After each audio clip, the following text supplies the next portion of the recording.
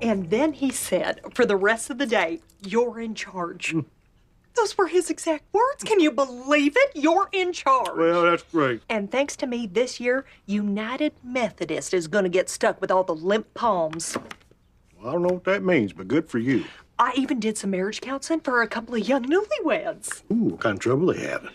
Oh, it's all confidential. I really can't say. Well, I don't need specifics, just, general terms.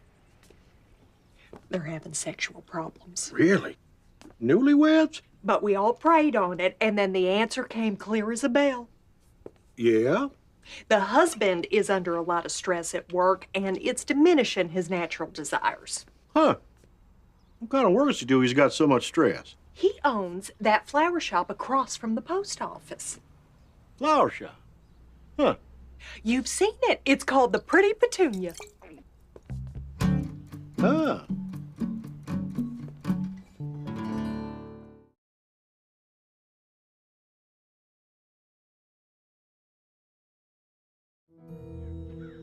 Go ahead, Sheldon. I'm all ears. Well, when I'm done, you're going to be all tears.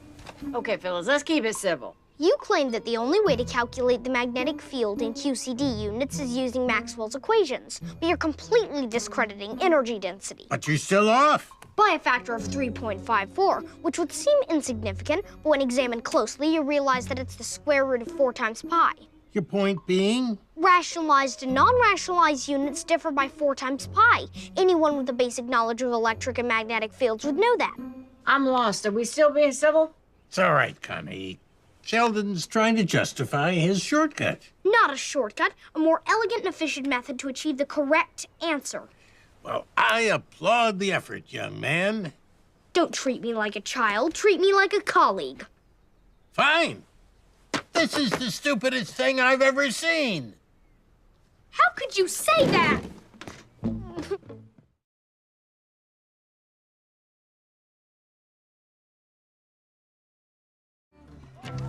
Sheldon, what are you doing here?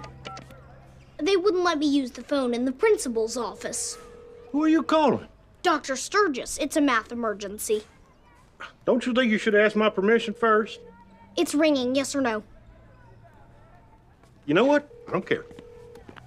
Hello? Dr. Sturgis, this is Sheldon. You're wrong, and I can prove it. Is that so? It is so. All right, little man, bring it on.